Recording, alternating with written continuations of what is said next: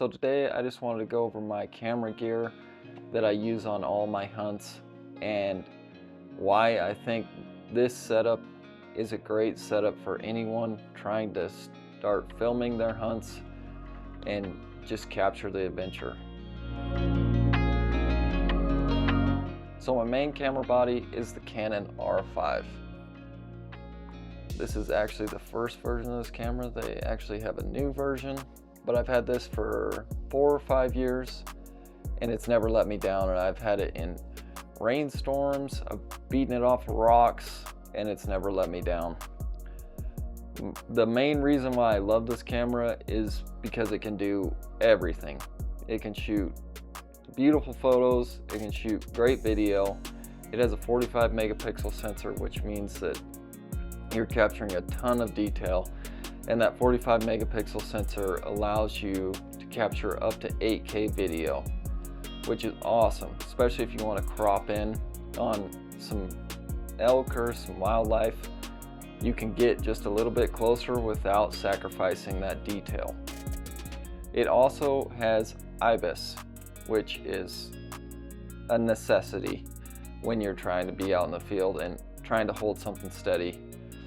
IBIS is where the sensor inside of the camera will move around in collaboration with the lens to get you the most stable shot possible. This is a really great camera. You can't go wrong with it, and with it being 4 or 5 years old, you can get a refurbished or used one for a pretty decent price for what you're getting. But definitely check one of these out. There's other options out there that work really great, but I don't know if you can beat the reliability of the Canon R5. My primary lens that I use most of the time is a 24-70 f2.8. This is a great lens because you can go really wide, you can get talking heads with it, tell everybody what's going on, you can capture the landscape, kind of set the scene, and you can also get in a little bit tighter just to get a little bit more detail on whatever wildlife you're stalking. It also has stabilization, which helps a lot. When you're walking and you're moving around, it doesn't shake quite as bad or get those micro jitters that you're used to with like a DSLR. But it's a great overall lens. There's also really great options out there like the 24-105 f4. That's a really great hunting range. You can really get a lot done with that lens. It's an f4 compared to an f2.8, which means you're going to struggle a little bit more in the early mornings and the late nights with your ISO. You're going to get a little bit more grain, but overall with the cameras where they're at today, that shouldn't be too terrible of a deal. You're still capturing the moment, it just may not look super crispy.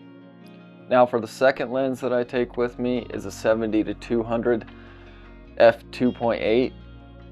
There's also an f4 version of this lens. It's a little bit cheaper, but you still get the same focal length, just not as good in low light. This lens is just getting a little bit further reach, just trying to get a little bit closer view of those animals or just a little bit more detail where you're not allowed to reach with the 24-70. This lens isn't a necessity, but it's very nice to have. And with this one being the size that it is, it's much smaller than a normal 70-200. But that's because it zooms out like that instead of all being internal. But I'd rather have that because I can still store this on my chest and it doesn't get in the way of drawing or doing anything like that. There are other lenses that you could use that would be very versatile. They're a little bit bigger. There's a 100-500, and I think it's f5.6 to 7.1, which in low light, that's going to be a problem. But having that extra reach is really nice. You can get out there and actually see all the details on the animal without having to be within 100 yards of them. You can be 200 or so yards out and still get a really clean, clear video of them. And then one thing that I think is really overlooked is ND filters. And what these essentially are is like sunglasses for your camera. It allows you to keep your aperture low while keeping your shutter low. So what that means is that you get really nice background blur as well as motion blur. So with having a lower shutter, if you ever panning left or right, it'll be really jittery if you really have a high shutter. But if you lower that to double your frame rate, that's a good rule of thumb, it will look a lot smoother instead of being so jittery and just kind of jarring to look at. But you just screw these onto the front of your lens,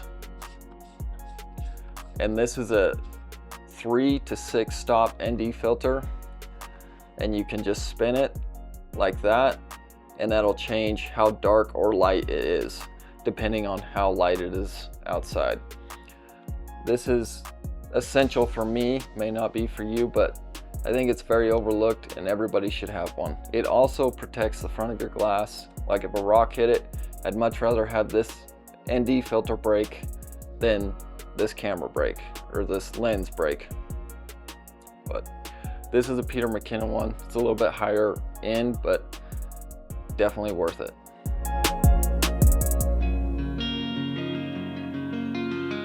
One of the most important pieces of my camera gear is this little guy here, along with this. This goes on the bottom of the camera.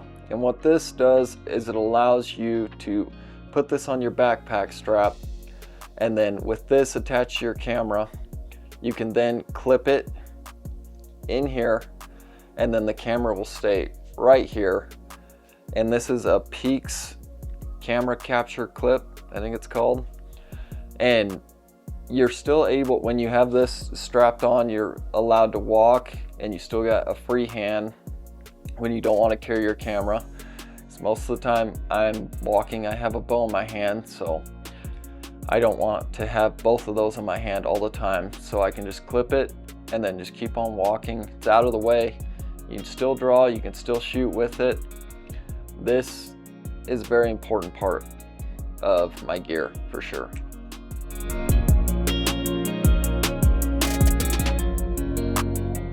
There is this action camera, the DJI Action Pro 5. You can get a GoPro, they're basically the same thing. All these cameras are great for is when you don't have any hands, when you're in the moment. I will usually have a headband strap on this, so I'll just have it up here, so then I can shoot and not worry about it. It's capturing everything. It may not be the greatest detail, but it is capturing everything in the moment. You're still gonna get it. And it's not cumbersome or anything, it's out of the way. You're not worried about it.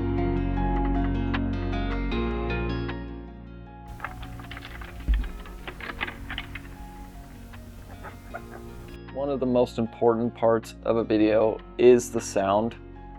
This lets your viewers know exactly what's going on, whether it's you talking to the camera or capturing the animals bugling or whatever is happening. Audio is very underrated. This is a Rode shotgun mic with a windscreen on it, and hunting Midwest, you definitely need a windscreen because it blows all the time.